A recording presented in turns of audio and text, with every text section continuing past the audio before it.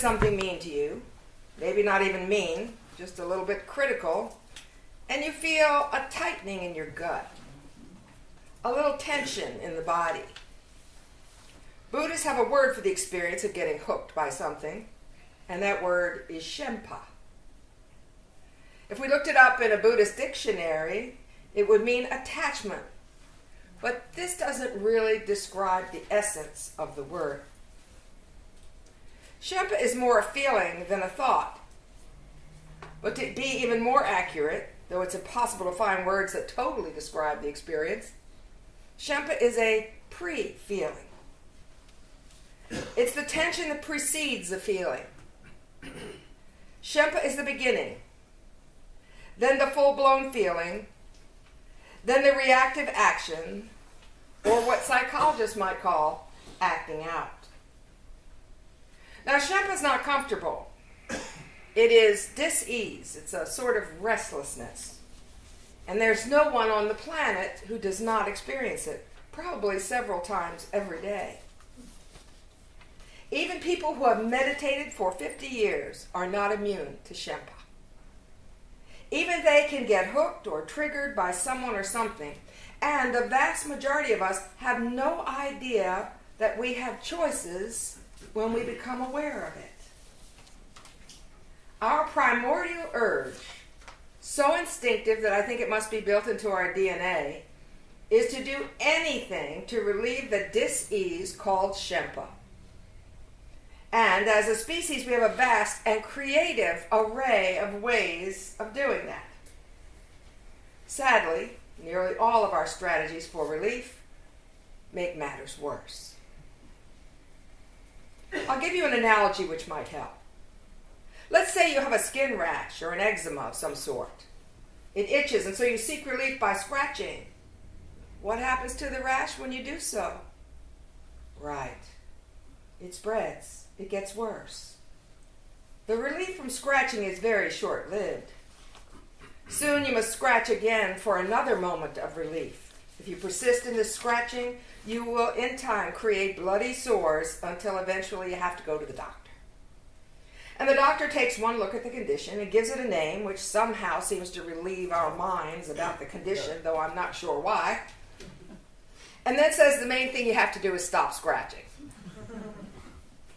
Oh no, anything but that. If I could have done that, I wouldn't be in this mess to begin with. But there you have it. There's no other way to heal. Well, it's really hard to stop scratching now because, number one, the condition is worse than ever. It itches more than ever. And number two, you have dug yourself into a hole called the habit of scratching. Some people will continue to scratch until they get a terrible infection. Others will stop much sooner. But sooner or later, the solution is the same. Sit with the itch and do not scratch. Can you feel that? But if we could do that long enough, the skin condition would heal. You and I, and all people, create different ways to scratch our emotional, psychological, and spiritual itches. If you look at yourself closely enough, you'll probably see that you have a preferred scratching strategy, which you return to over and over again. Your strategy, according to Pema Chodron, most likely falls under one of these three main categories: addiction, avoidance, or aggression. If you're in pain from a relationship issue, let's say, would you rather have a drink or a bowl of ice cream? Turn on the TV and numb out? Or start a fight with your partner? Each of these, addiction, avoidance, and aggression, have a myriad of variations within them. There are hundreds of addictions and dozens of ways to shut down. Thousands of forms of aggression. But can you instinctively sense, if you take a moment, which of these three paths you typically choose? The purpose of and the problem with all of them is, of course, that they distract us from ever addressing the underlying shempa, or dis-ease. And our strategy can become so habituated and destructive that it causes us a lot of suffering. How many people go to AA or addiction counseling to take care of the strategy and never address what's underneath it? That strategy can become so painful that it takes up all our attention, and we begin to think the strategy is the problem. Really, the strategy is more like the solution, at least the one we're hoping for. Now we've dug ourselves in a hole and cannot even address the real problem unless we first heal ourselves of our strategy. You get what I mean, right? People's strategies for relieving their shempa cause all the suffering in the world. Big statement. People's strategies for relieving their shempa causes all the suffering in the world. Life is, of course, not pain-free, but in our efforts to run from pain, we create suffering. And we become so habituated to our strategy that we no longer feel that we're able to choose a new way of responding. In a way, in a very real way, we become prisoners of ourselves.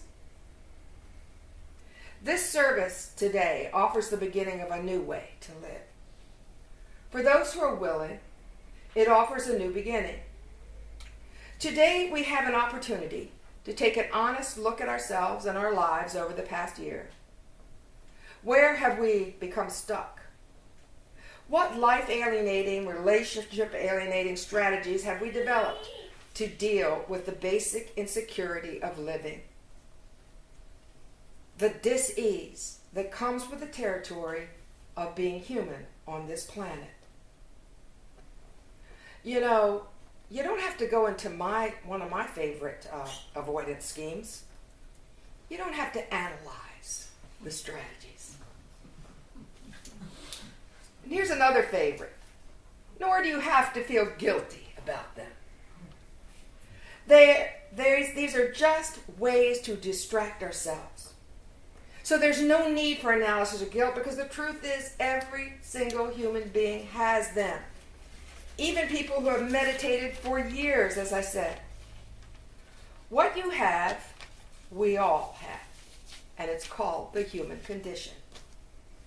Your version will likely look a little different from mine, but underneath, we are so much alike.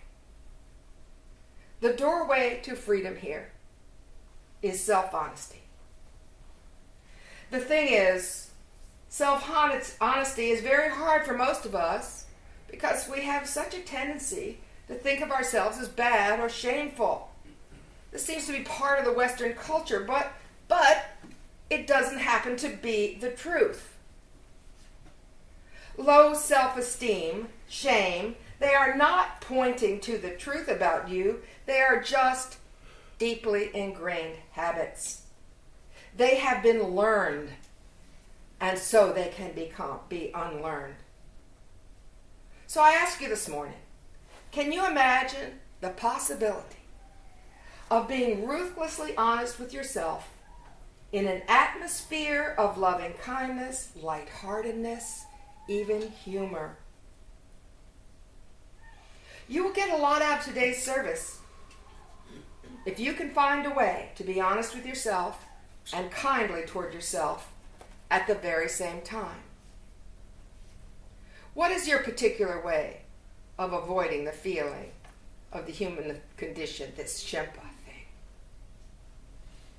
Overeating, one of my favorites. Overdrinking, overworking, critical mind, thinking all the time, arrogance, analyzing, creating crisis, getting aggressive, getting passive and hopeless, withdrawing. I could go on. I promise you that no matter what your strategy, there are a dozen people in this room who have the same one. So take heart and be courageous. During our burning bowl ceremony, we're going to take a moment to look back at those life-alienating patterns of the past year. We're going to get honest about the burdens of resentment and hurt that we're carrying. And we're going to write these down on the paper, and then we're going to come up here, and we're going to burn them up. which is perfectly appropriate because you know what? The past is over. If you feel there's some amends that you need to make, you'll know when the time is right to make them, and you will do it. But you know, the best amends any of us can make to others and to ourselves is to change the behavior. So during our letter writing and white stone ceremony, we'll then chart a new course for the future. We'll set a new intention. Now, a word about this. It's very important to have and state your intention. It provides a roadmap for who you want to be. But know this, you are not going to be successful in these intentions, especially if you've been honest and courageous enough to name one of your main strategies. What I've found is that the way to transformation is not a straight line.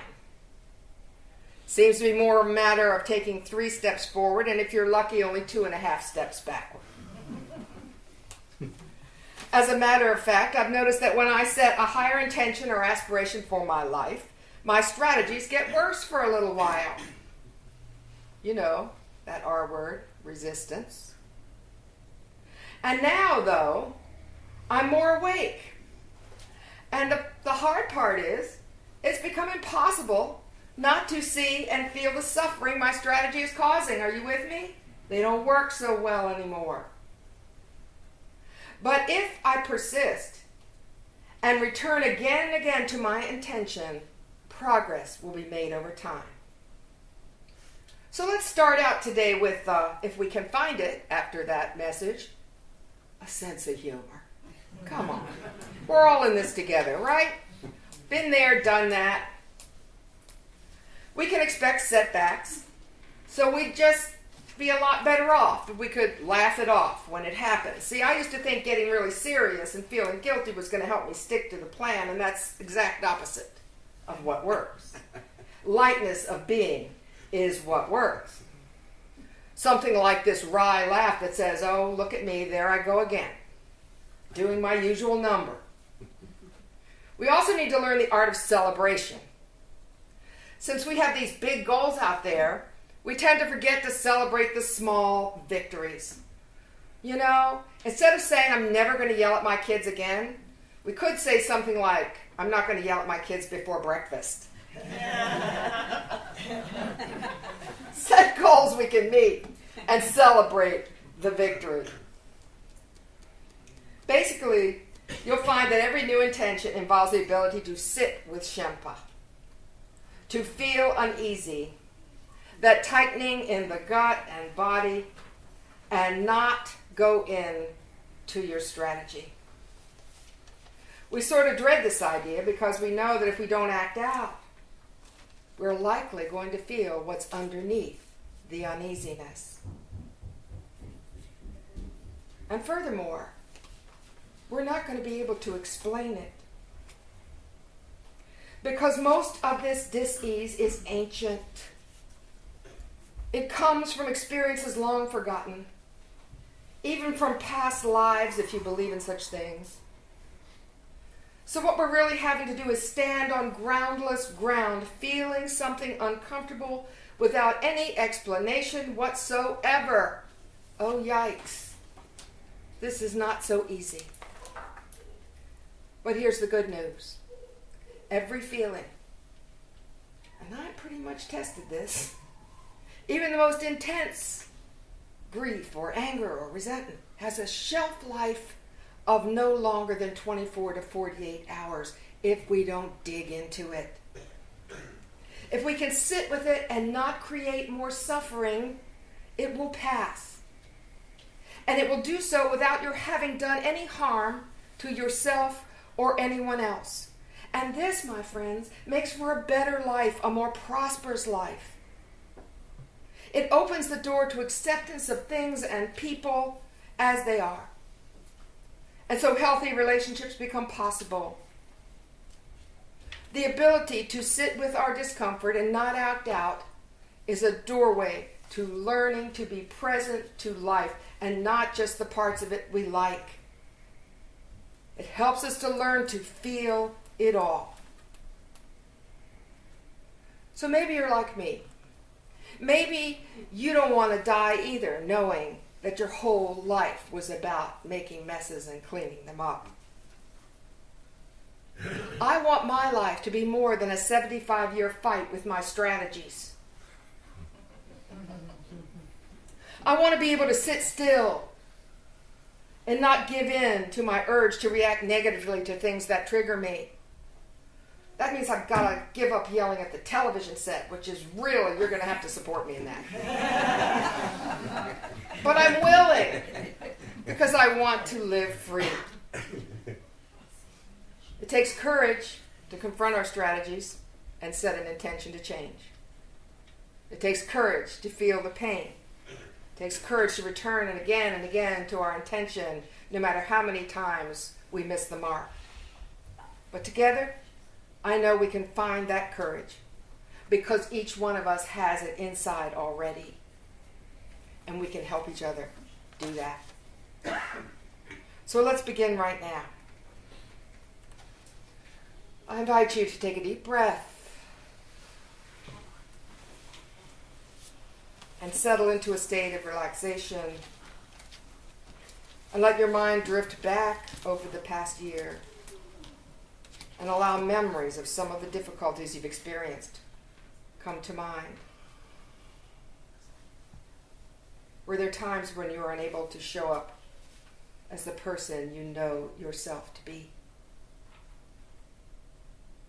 Have you hurt someone and are haunted by guilt?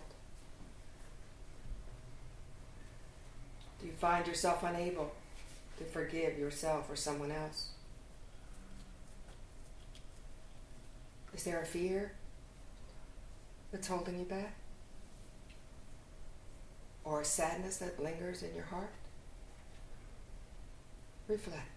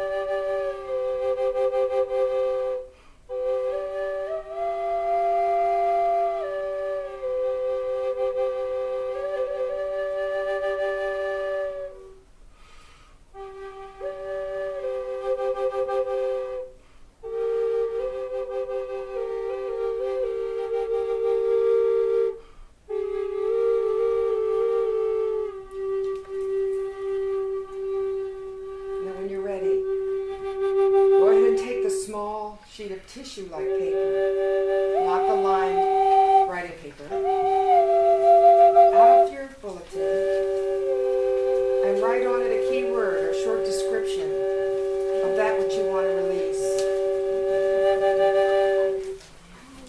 Just the act of writing them down sends a signal to your soul that you are willing